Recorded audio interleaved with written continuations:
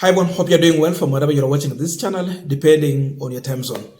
Now, yesterday, the government spokesperson Isaac Mwaura, together with the Red Cross Secretary General Ahmed Idris, is it Idris Ahmed? Of course, something like that. They made their way to Nyando in Kisumu County to deliver relief of non-food items to the victims affected by the floods. So, after they had finished their mission in Kisumu, on their way back to Nairobi, they made an emergency landing in Gishungo, that is Kikuyu constituency. They were in a chopper. So, because of the bad weather, according to what he told the public, they had no any other option but to land in Gishungo, Kikuyu constituency, then look for another means to their destiny. And this was the situation on the ground. Italala hapa. Okay? Kakake? Simutaichunga? Watoto mzikuja kukuaruza ndege. Lakini angalau Mungu amesaidia leo mmeona ndege hapa karibu, ndio? Itaambia watu leo umeona nini? Ndio. Alafu pia waambie umeona nani mwingine? Hai wako Mwaura. Kumbe una. Kuja nisalimie hapa wewe. Nakutambua. Hata kumbe kana unaitwa nani? Dudi na Chien. Uko darasa gani? Koro. Ingima. Sawa. Kwa hiyo huyu kale madhara polisi amefika. Polisi. Habari zenu? Tuko hapa. Huyu ni Idris, mkubwa wa Red Cross. Na tumeibidi tukaanguka hapa kwa sababu ndege haiwezi kaenda beyond hapa. So tunaomba kwa unyenyekevu mtuangalilie hii ndege. Sababu tukienda usiona huko kuna nyesho kokote. Tukienda sana italeta madhara. So mtuangalilie, then pilot wetu asubuhi ataamuka alafu anini. Sawa. Hiyo tu ndio tunaomba. Good. Now, we are continuing this particular discussion. Just a quick request. For those who are watching and you have not yet subscribed, please consider subscribing. To our return subscribers, I must say thank you so much. And again, to all our viewers, please give this video a thumbs up.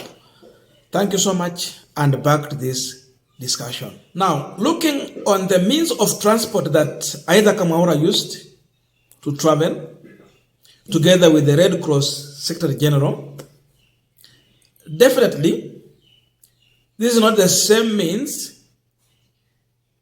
they used to deliver those non-food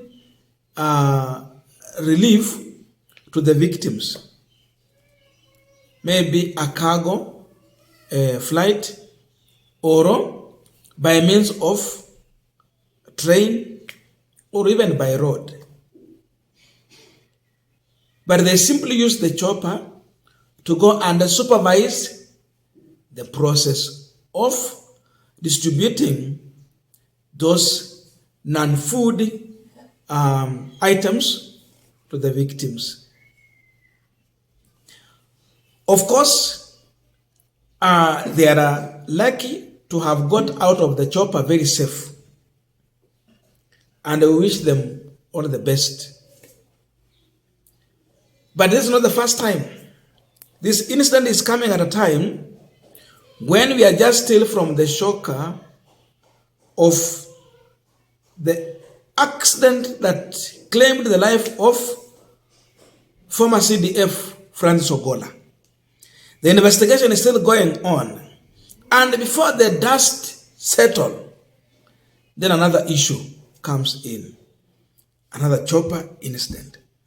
But even before Ogola, Kikuyu Murkomen, CS for Road Transport and Infrastructure, had also an emergency landing on his way to Rift Valley for various events. He had an emergency landing in chopper, then he used another means to get to his destiny. So this issue of chopper accidents have been so much numerous. Though The one for Ogola, it was a fatal one, which claimed a life of more than 9 people, including the pilot.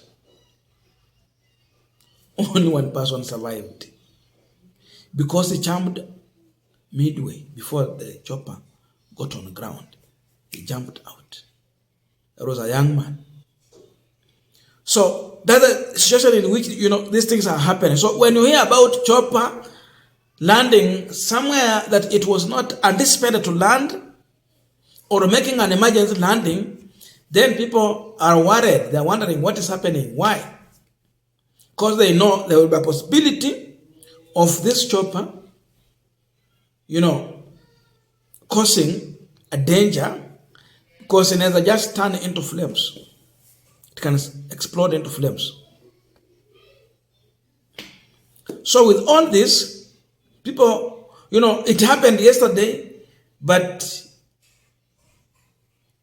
Mwaura was silent about it. Then he has been forced to speak about it today because videos were all over and photos also. So he had to come out and clarify that they are safe. They got their way out of that place. The plane did not got any damage. It was just an emergency landing. In all this, again, if you look on how Kenyans are commenting on the same, you see people talking about, when you talk about a plane without a lure will make an emergency landing. But a plane or a chopper where a lure is on board, you will hear that it turned into flame. It is no longer an emergency landing, it will be an accident, which will claim lives. So those are the discussions people are now having on social media. So look on the kind of perception that has been created, though we don't pray that someone should die, so that it cannot be, taken that way, that kama kuna any luo person ni ajali, kama ni mtu mwingine mwenye si mluo ni emergency landing. Such kind of discussion. So the memories of what Ogola went through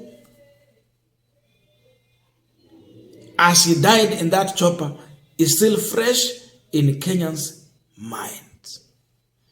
But then let us go to this issue of distribution of this relief.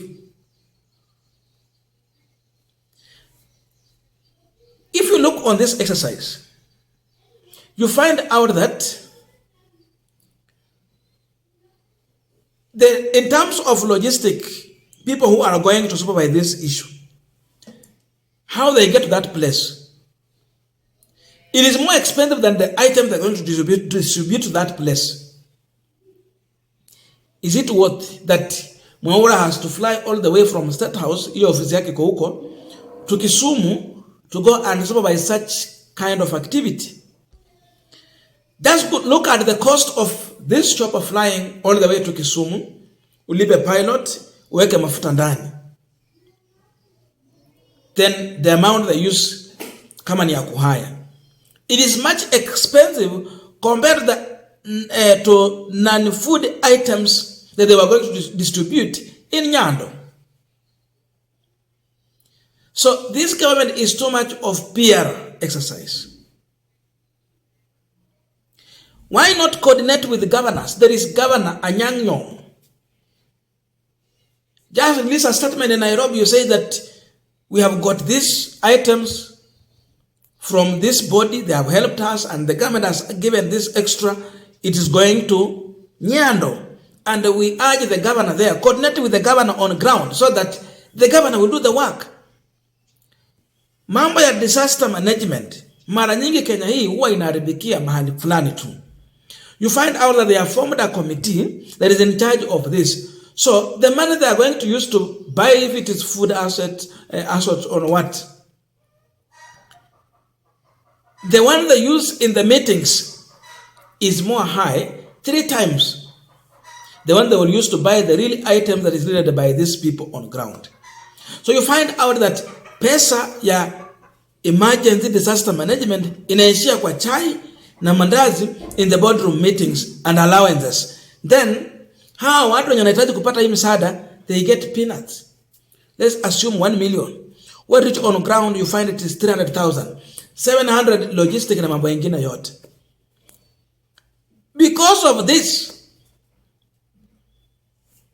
the affected people do not get the needed help they need to get. Because these people are seeking help from non-governmental organization. Red Cross has no money of its own. They wait for donors and other willing people to help. So even what they are spending not their money. Ni misaada kutoka kwa watu ambao na kama ni pesa za serikali pia zimeongezwa pale, ni ushuru bado tu mimi na wewe tunalipa. So why abuse and misuse these resources? Ati mtu anatoka, ndio maana hata hizi mandege zenyu zinapata saa zingine such kind of sijui bad weather and all those kind of things. Use people on the ground to do such kind of work. Don't waste time going there. Was it a must when Mwaura is there is when people will get these things? What about the governor? The whole county voted for, trusting him to run the affairs of the county for 5 years. Utakosa kumwamini na vitu ndogo kama hizi. So they are too much in PR rather than dealing with the real solution. So even during this lead time, you will find that the help you need to get and the budget put aside, it is benefiting these people. They go there because of their own personal benefits. Lakini wale when on ground, they get peanut. They don't get the real help they need to get. So that's the situation